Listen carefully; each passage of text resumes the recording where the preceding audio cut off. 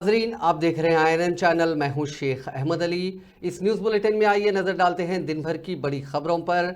Hamas ने यरगमालियों को कत्ल करने की धमकी दी है। हमास ने इतवार को कहा कि जब तक हमारे मुतालबात पूरे नहीं होते, एक भी यरगमाली को जिंदा वापस नहीं किया जाएगा। हमास ने यरगमालियों के बदले फ़लस्तीनी कैदियों की रिहाई का मुतालबा किया है। 24 नवंबर से 1 दिसंबर तक जारी रहने वाली जंगबंदी में 240 फ़लस्तीनी कैदियों के बदले 105 मुगवियों को रिहा किया गया था। हमास की कैद में अब भी 137 यरगमाली हैं। इसी दौरान एक रिपोर्ट के मुताबिक 24 घंटों में इसराइली हमलों में 300 फ़लस्तीनी मारे गए हैं। 7 अक्टूबर से शुरू होने वाली इसराइल और हमास की जंग में अब तक गाज़ा के 18,000 से ज़्यादा अफराद शहीद हो चुके हैं। उधर इसराइल ने दावा किया है कि जंग में अब तक हमास के 7,000 दहशतगर्द मारे जा चुके हैं। सुप्रीम कोर्ट ने आर्टिकल 370 की मनसूखी से मुतालिक अहम फैसला सुनाया है। सुप्रीम कोर्ट के चीफ जस्टिस पर मुश्तमिल बेंच ने आर्टिकल 370 को मनसूख करने मरकज के फैसले की मुदाफियत की है। ताहम इस फैसले पर आईनी बेंच पर इख्तलाफ पाया गया। सुप्रीम कोर्ट के चीफ जस्टिस ने कहा कि जब कश्मीर का हिंदुस्तान में कश्मीर को शामिल किया गया तो कोई खुसूसी हैसियत नहीं थी, इसीलिए कश्मीर के लिए कोई अलग खुद मुख्तारी नहीं है। उन्होंने कहा कि कश्मीर का खुसूसी आइन सिर्फ सहूलत के लिए है। चीफ जस्टिस DY चंद्रचूड़ की सरबराही में 5 रुकनी बेंच ने वाजे किया कि वो जम्मू कश्मीर के मसले पर सदर के ऐलान में मुदाखलत नहीं कर सकता। सुप्रीम कोर्ट ने जम्मू कश्मीर के खुसूसी हैसियत को मनसूख करते हुए मरकजी हुकूमत की तरफ से 2019 में आर्टिकल 370 की मनसूखी को चैलेंज करने वाली अर्जी पर यह फैसला सुनाया। We have held that Article 370 is a temporary provision on a reading of the historical context in which it was included. Article 370 was introduced to serve two purposes. First, the transitional purpose to provide for an interim arrangement until the Constituent Assembly of the state was formed and could take a decision on the legislative competence of the Union on matters other than the ones stipulated in the instrument of accession and ratify the Constitution. And second, a temporary purpose, an interim arrangement in view of the special circumstances because of the war conditions in the state. See, we have held that a textual reading of Article 370 also indicates that it is a temporary provision. For this purpose, we have referred to the placement of the provision in Part 21 of the Constitution, which deals with temporary and transitional provisions, the marginal note to the provision, which states temporary provisions in respect to the state of Jammu. Madhya Pradesh के अगले वजीर आला मोहन यादव होंगे। वो Ujjain south से MLA हैं। भोपाल में वाक़ बीजेपी के रियासती दफ्तर में पीर के रोज़ लेजिस्लेचर पार्टी की मीटिंग में उनके नाम पर मुहर लगी। मोहन यादव OBC तबके से आते हैं। शिवराज सिंह ने उनके नाम की तजवीज़ रखी, जिसकी सभी MLAs ने तायद की। 13 दिसंबर को नए CM हलफ ले सकते हैं। रियासत में दो डिप्टी CM भी होंगे, जगदीश देवड़ा और राजेंद्र शुक्ला। जगदीश देवड़ा मंदसौर ज़िले के मल्हार से MLA हैं। देवड़ा SC तबके से आते हैं, जबकि राजेंद्र शुक्ला रीवा सीट से MLA हैं और ब्राह्मण तबके से आते हैं। इसके अलावा नरेंद्र सिंह तोमर असेंबली के स्पीकर बनेंगे। हैदराबाद में LPG सेंटर्स पर खवातीन की बड़ी तादाद देखी जा रही है, जो कांग्रेस हुकूमत की जानिब से 500 रुपये में गैस सिलेंडर्स की फरहमी के वादे के बाद अपना KYC अपडेट करवाने के लिए गैस एजेंसीज पहुंच रही हैं। कांग्रेस ने जिन 6 जमानतों का तेलंगाना के अवाम से वादा किया था, उनमें घरेलू पकवान गैस सिलेंडर की 500 रुपये में फराहमी भी शामिल है। ताहम इसके लिए घरेलू पकवान गैस सार्फिन को एजेंसीज के पास KYC अपडेट करवाना होगा। पुराने शहर के साथ साथ मुशीराबाद, टोली चौकी, अलवाल और सनतनगर के बशमूल कई इलाकों में खवातीन गैस एजेंसियों के सामने कतारों में नजर आ रही हैं। KYC को अपडेट करने के लिए 31 दिसंबर आखिरी तारीख दी गई है। कांग्रेस हुकूमत का कहना है कि वो अगले 100 दिनों में दी गई 6 जमानतों पर अमल को यकीनी बनाएगी। तेलंगाना असेंबली के स्पीकर के इंतखाब के लिए नोटिफिकेशन जारी कर दिया गया है। इस महीने की 14 तारीख की सुबह 10:30 बजे स्पीकर का इंतखाब होगा। स्पीकर के ओहदे के लिए मुकाबला करने वालों से इस महीने की 13 तारीख की सुबह 10:30 बजे से शाम 5 बजे तक नामजदगियां कबूल की जाएंगी। इस सिलसिले में असेंबली सेक्रेटेरिएट की जानिब से नोटिफिकेशन जारी किया गया है। वाज़ेह है कि असेंबली के अबूरी स्पीकर के तौर पर मजलिस के रुकन असम्बली अकबरुद्दीन अवैसी ने अरकान को हलफ दिलाया। कांग्रेस पार्टी ने स्पीकर के तौर पर विकाराबाद के रुकन असम्बली जी प्रसाद कुमार को मुकर्रर करने का फैसला किया है। बिला मुकाबला इत्तेफाक राय से स्पीकर के इंतखाब के लिए एक भी नामजदगी दाखिल नहीं करनी होगी। अगर किसी रुकन की जानिब से मुकाबला किया जाता है तो बैलेट के जरिए स्पीकर का इंतखाब अमल में आता है। वज़ीर आला रेवंत रेड्डी ने आज महकमे ज़राअत के आला अहदेदारों के साथ एक इजलास मुनक़िद किया। अहदेदारों ने उन्हें इस महकमे से मुताल्लिक़ मुख्तलिफ चीज़ें उनके सामने रखी। खासकर रईतु बंधु स्कीम के बकाया जात को लेकर एक पावर पॉइंट प्रेजेंटेशन दिया गया। साथ ही रियासत में इस महकमे की कारकर्दगी को लेकर अहदेदारों ने वज़ीर आला को वाकिफ़ करवाया।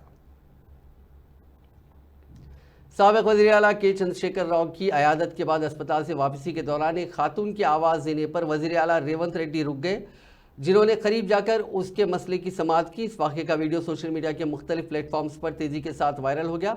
तफसीलात के मुताबिक कल रेवंत रेड्डी चंद्रशेखर राव की आदत के बाद वापस हो रहे थे। उनके साथ ओहदेदार भी थे। उनको देखकर खातून ने आवाज़ दी, जिस पर वो रुक गए। उन्होंने खातून से मुलाकात की। उस खातून ने कहा कि उनका बच्चा इस अस्पताल में ज़ेरे इलाज है, उसके अखराजात काफ़ी ज़्यादा हो रहे हैं। उस खातून ने मदद की ख्वाहिश की, जिस पर रेवंत रेड्डी ने फौरी रद्दअमल ज़ाहिर करते हुए ओहदेदार को उस खातून का मसला हल करने की हिदायत दी।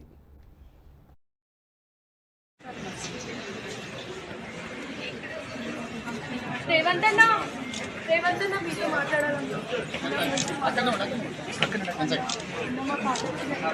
ఒక్క రోజుకి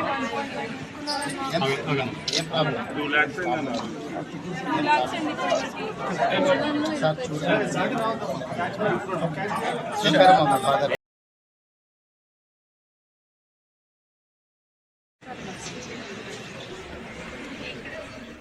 प्रजा दरबार में आज भी अवाम का हुजूम देखा गया। जुमे को चीफ मिनिस्टर रेवंत रेड्डी ने इस प्रोग्राम का आगाज़ किया था। पीर को इस दरबार के मुकर्ररा वक्त 10 बजे से पहले ही अवाम की तवील कतारें प्रजा भवन में देखी गई। चीफ मिनिस्टर रेवंत रेड्डी की हिदायत पर वजीर IT डी श्रीधर बाबू प्रजा भवन पहुंचे, जहां उन्होंने दरख्वास्त गुजारों से उनके मसाइल के सिलसिले में बातचीत की।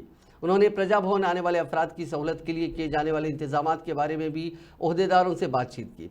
इस दरबार में पीने का पानी, व्हील चेयर्स का भी इंतजाम किया गया। वजीर मौसूफ ने दरख्वास्त गुजारों को तयख्खुन दिया कि उनके मसाइल हल किए जाएंगे, जिसका वादा इंतखाबी मंशूर में किया गया था।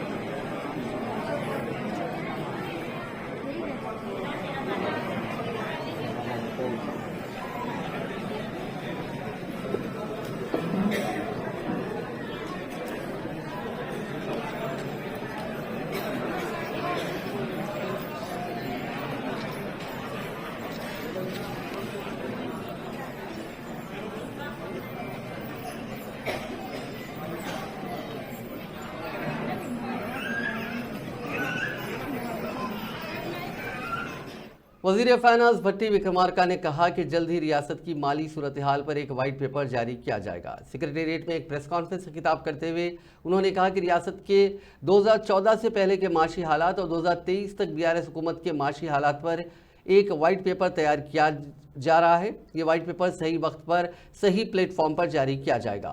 एक मंदिर की मानीन समझी जाने वाली असेंबली में इस महीने की 14 तारीख से असेंबली इजलास होने वाला है। तेलंगाना की अवाम ने पानी, फंडिंग, तकर्रुरात और इज़्ज़त नफ्स के लिए जद्दोजहद की और रियासत को हासिल किया। 10 साल BRS हुकूमत ने अवाम की उमंगों को पूरा नहीं किया और उन्हें उनकी आज़ादी से महरूम रखा। वसाइल का गलत इस्तेमाल, नज़्म नस्क की बेतरतीबी, दौलत का इस्तेमाल, इदारों और निज़ामों को BRS के दौर में कमज़ोर करके रख दिया गया। उन्होंने कहा कि BRS हुकूमत ने हिंदुस्तान के आइन के बाद मुनज़्ज़िम समाज को तबाह कर दिया है।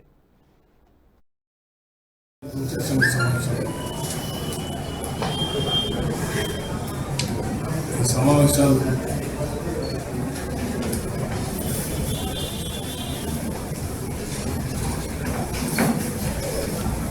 చారిత్రాత్మకమైనటువంటి ప్రజల తీర్పు తర్వాత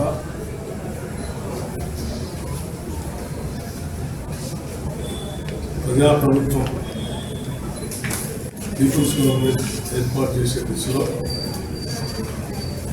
ప్రజాస్వామ్యమైనటువంటి దేవస్థానంలాగా ఉండే అత్యంత పవిత్రమైన దేవస్థానంలాగా ఉండేటువంటి అసెంబ్లీ సమావేశాల చర్చ 14వ తారీఖు నుంచి మొదలవుతుంది.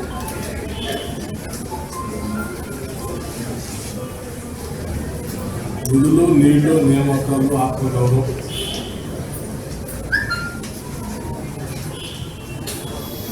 వీటి కోసమే తెలంగాణ సమాజం కొట్లాడి తెలంగాణ రాష్ట్రాలు తెచ్చుకుంటుంది. కానీ ఈ నిధులు, నీళ్లు, నియామకాలు, ఆత్మగౌరవం గత 10 ఏళ్లుగా టీఆర్ఎస్ वजीर आपाशी उत्तम कुमार रेड्डी ने महकमे आपाशी के आला अहदेदारों को हिदायत दी कि वो कालेश्वरम प्रोजेक्ट के मीडीगड्ढा जो कि लक्ष्मी बैरेज के नाम से जाता है उसके दौरे का इंतजाम करें, क्योंकि मीडीगड्ढा बैरेज के सुतून का मुनहदिम होना संगीन मामला है। अहदेदार इस बात को यकीनी बनाएं कि दौरे के दौरान वो अहदेदार भी मौजूद रहें जिनकी एजेंसी ने मीडीगड्ढा प्रोजेक्ट की तामीर की थी। उन्होंने वजीर आपाशी के तौर पर जायज़ा हासिल करने के बाद पहली मरतबा महकमे के आला अहदेदारों के साथ जायज़ा इजलास मुनक़िद किया, जिसमें उन्होंने मुख्तलिफ प्रोजेक्ट्स की तफसीलात के बारे में मालूमात हासिल की। महकमे आपाशी के अहदेदार मुरलीधर ने उनको तफसीलात से वाकिफ करवाया। उत्तम कुमार रेड्डी ने कहा कि कई लाख करोड़ रुपए के जरिए प्रोजेक्ट्स की तामीर अमल में लाई गई है। उन्होंने कहा कि आने वाले हफ्ते से हर प्रोजेक्ट का अलहदा तौर पर जायज़ा इजलास मुनक़िद किया जाएगा। जायज़ा इजलास के मौके पर वज़ीर मौसूफ को मीडीगड्ढा बैरेज के निज़ाम के मामले की तफसीलात से अहदेदारों ने वाकिफ करवाया।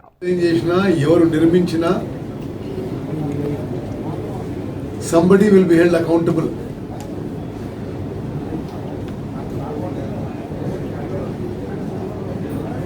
అది నేను డీటెయిల్ ఎక్స్ప్లెనేషన్ లోపల అడిగినా, ఇప్పుడు దాన్ని లిఖిత పూర్వకంగా ఇవ్వమని చెప్పిన దాని మీద for whatever loss of money to public exchequer somebody will be has to be held accountable.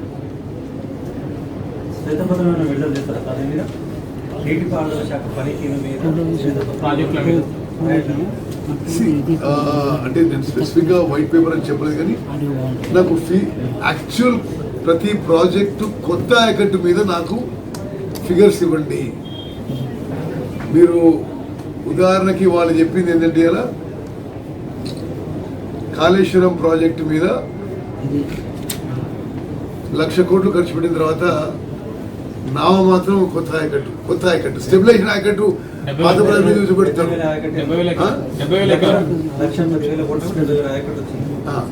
Okay, అదొకటి అడగడం జరిగింది.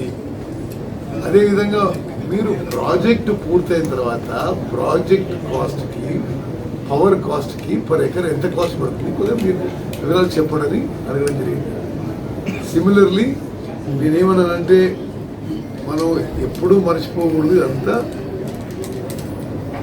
కొంత కోట్లాది మంది ప్రజల वज़ीर अमारत और शवारे कोमट रेड्डी वेंकट रेड्डी ने कहा कि हुकूमत कौमी दारुलहुकूमत दिल्ली में नया तेलंगाना भवन तामीर करने का फैसला कर चुकी है। दिल्ली में मीडिया से बात करते हुए कोमट रेड्डी वेंकट रेड्डी ने कहा कि नए तेलंगाना भवन की इमारत का आइंदा साल मार्च में संग बुनियाद रखा जाएगा और उसी साल में इमारत के तामीरी काम भी मुकम्मल कर लिए जाएंगे। उन्होंने कहा कि तेलंगाना भवन की नई इमारत की तामीर के सिलसिले में मंगल को अहदेदारों के साथ वो एक जायज़ा इजलास मुनक़िद करेंगे। इस मौके पर वेंकट रेड्डी ने कहा कि कांग्रेस पार्टी सियासी मुखासिमत निकालने का कोई इरादा नहीं रखती।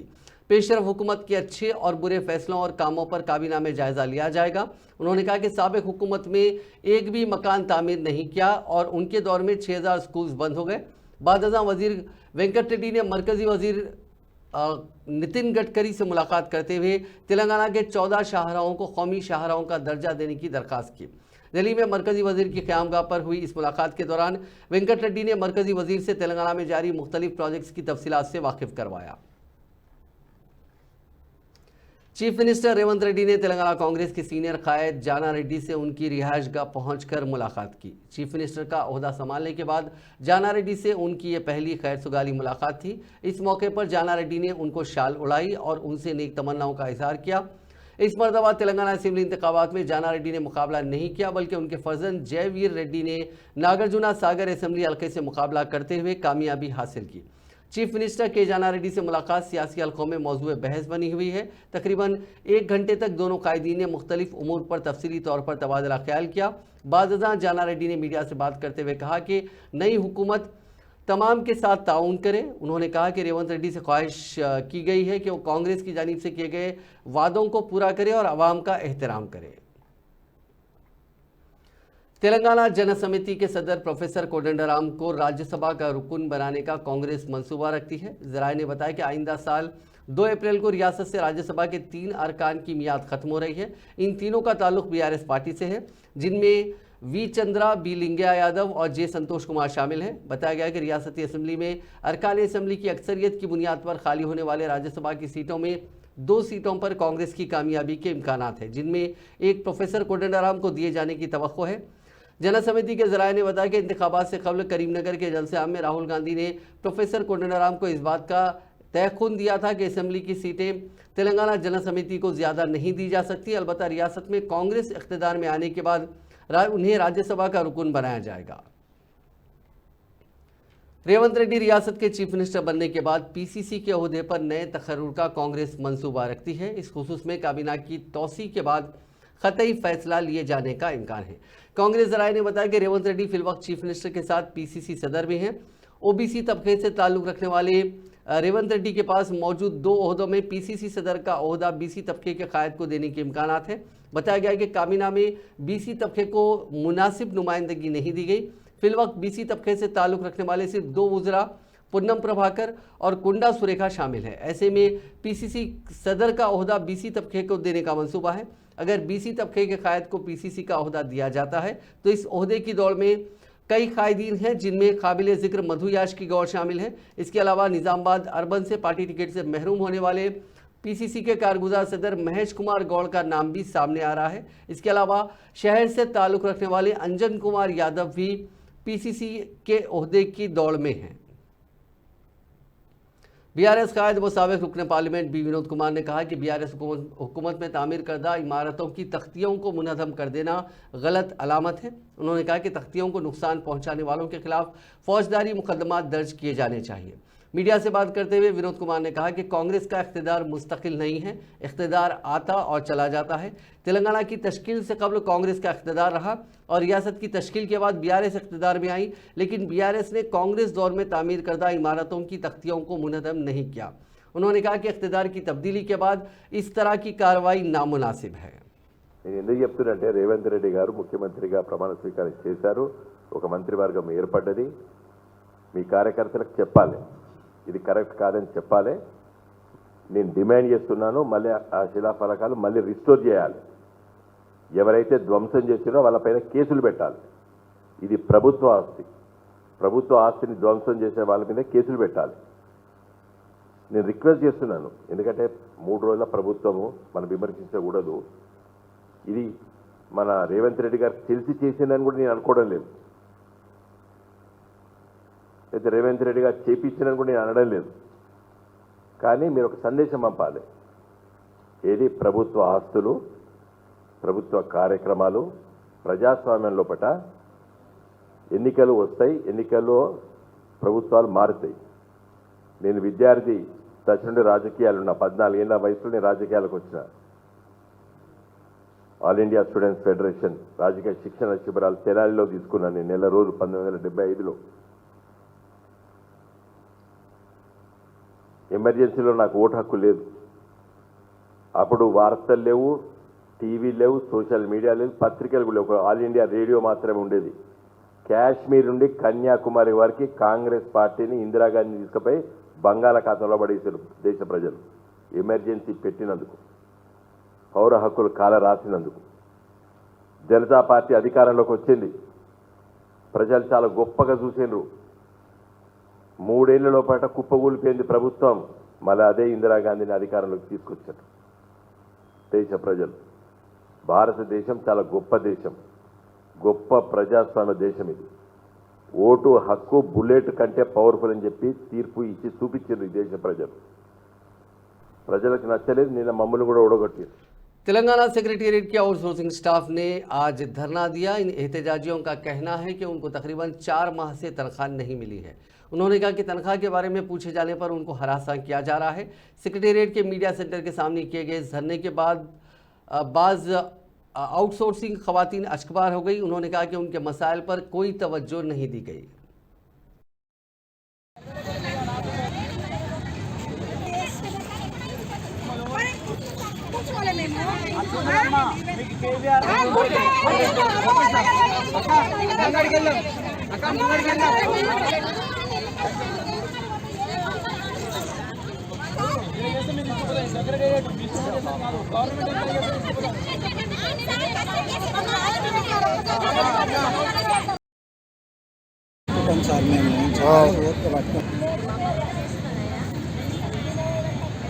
వాళ్ళకి జీతాలు వచ్చినాయి, ప్రాబ్లం లేదు. ఈయనతో చాలా ప్రాబ్లం ఉంది. మాకు రేవంత్ రెడ్డి సార్ను కలవాలి. మేము మాకు న్యాయం చేయాలి. జీతాలు మాకు చాలా తక్కువ ఉన్నాయి. బయట 18,000 నడుస్తుంటే మాకు ఇక్కడ 11,000 ఇస్తుర్రు. పిఎఫ్ కట్ అయితే లేదు, ఏం కట్ అయితే లేదు. వీళ్ళైతే మాకు బెదిరిస్తున్నారు. రంగారావు అనే supervisor, Sai Bharat supervisor. Governor doctor Tamilisai Soundararajan ने बीआरएस के कारगुजार सदर तारक रामाराव से फ़ोन पर रब्त पैदा करते हुए साबिक चीफ मिनिस्टर चंद्रशेखर राव की सेहत के बारे में मालूमात हासिल की, जो शहर के यशोदा हॉस्पिटल में ज़ेर इलाज हैं। ज़राए ने बताया कि गवर्नर ने चंद्रशेखर राव की ताज़ा सेहत के बारे में मालूमात हासिल की और उनकी आजिलाना सेहतयाबी के लिए नेक ख्वाहिशात का इजहार किया।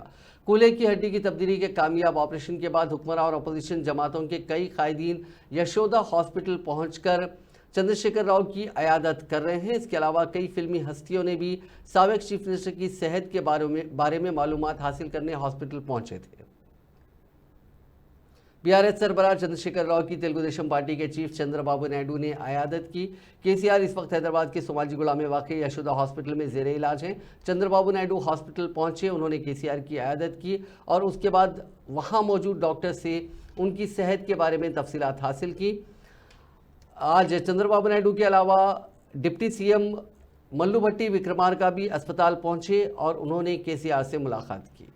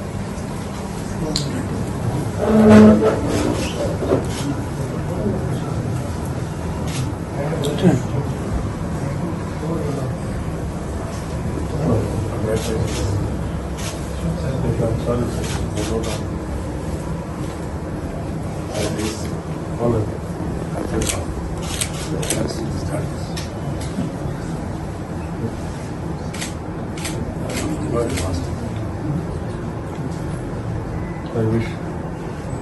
Thank you very much. Thank you.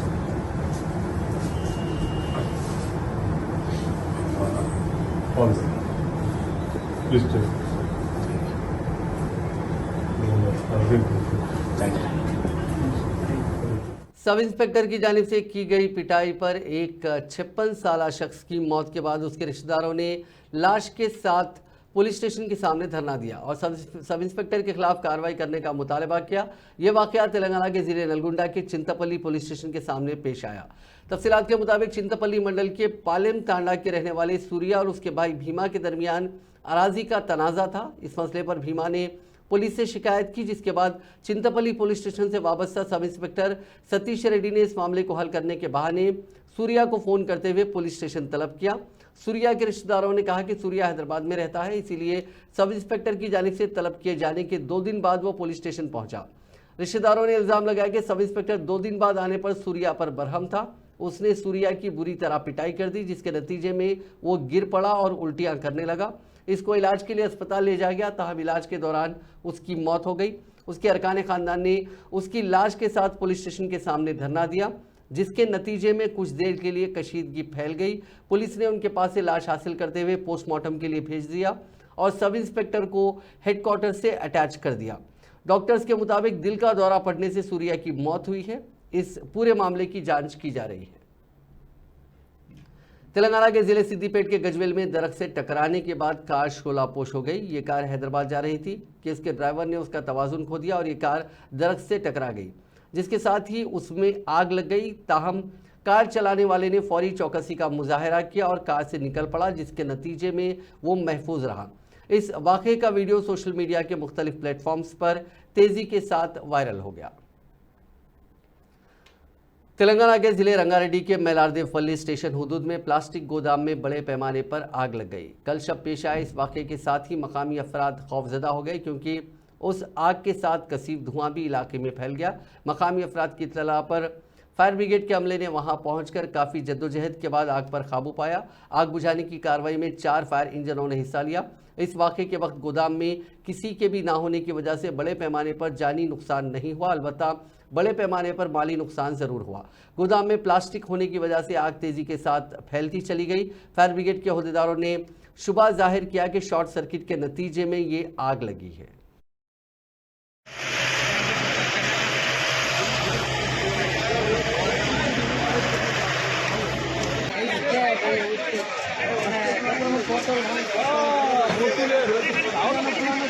Plastic घटना से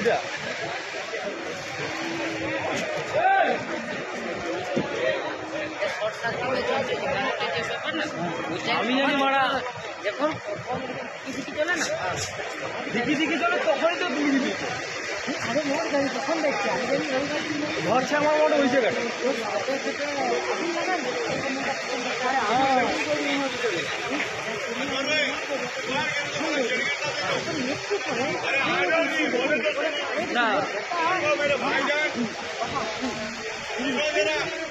जिले रंगारेड्डी के इब्राहिमपट्टनम में रौनुमा सड़क हादसे में एक लड़की हलाक हो गई। पुलिस राय के मुताबिक हादसा खानापुर मौजू में पेश आया। तफसीलात के मुताबिक आज सुबह 4:30 बजे खानापुर क्रॉस रोड के पास आगापल्ली की सिम जाने वाली बस से उतरकर लड़की सड़क अबूर कर रही थी कि उसे दूध के टैंकर ने बर्फ रफ्तारी से टक्कर दे दी, जिसके नतीजे में लड़की की मौत हो गई। नाश को शिनाख्त और पोस्टमार्टम के लिए मुर्दाखाना मुंतकिल कर दिया गया है। पुलिस मसरूफ़ तहकीकात है। दोनों तेलुगु रियासतों तेलंगाना और आंध्र प्रदेश में कई मकामात पर दर्जे हरारत में गिरावट हो गई है। सुबह 9 बजे तक घरों से निकलने से गुरेज कर रहे हैं। एजेंसी इलाकों में दर्जे हरारत सिंगल डिजिट तक जा पहुंचा है। कोहर की शदीद लहर की वजह से सड़कों पर गाड़ी सवारों को मुश्किल सूरत हाल का सामना करना पड़ रहा है। वज़ीर-ए-आज़म नरेंद्र मोदी ने हिंदुस्तान के नौजवानों की ताकत को तब्दीली का बरदार और तब्दीली का फ़ायदा उठाने वाला करार देते हुए पीर को नौजवानों से अपील की कि वो साल 2047 तक एक तरक्की याफ्ता हिंदुस्तान के हदफ के बारे में अपने तख़य्युल को फ़रोग़ देने के साथ और शऊरी ताकत के साथ हुकूमत के एक्शन प्लान में शामिल हों। नरेंद्र मोदी आज वीडियो कॉन्फ्रेंसिंग के ज़रिए तरक्की याफ्ता हिंदुस्तान 2047 नौजवानों की आवाज़ का आगाज़ किया और इस मौके पर वज़ीर-ए-आज़म ने पूरे मुल्क के राजभवनों में मुनक़िदा वर्कशॉप्स में यूनिवर्सिटियों के वाइस चांसलर्स, इदारों के सरबराहान और फैकल्टी मेंबरान से खिताब किया। साथियों, आज दुनिया की आबादी तेजी से बुजुर्ग हो रही है और भारत युवा शक्ति से सशक्त है। एक्सपर्ट बताते हैं कि आने वाले 25-30 वर्षों तक वर्किंग एज पॉपुलेशन के मामले में भारत सबसे अग्रणी रहने वाला है। इसलिए भारत के युवाओं पर पूरी दुनिया की नजर है। युवा शक्ति एजेंट ऑफ चेंज भी है और बेनिफिशियरीज ऑफ चेंज भी है। आज जो युवा साथी कॉलेज और यूनिवर्सिटीज में हैं, उनके कैरियर को भी यही 25 साल तय करने वाले हैं। नाजरीन, इस न्यूज़ बुलेटिन में बस इतना ही। आप देखते रहिए INN चैनल।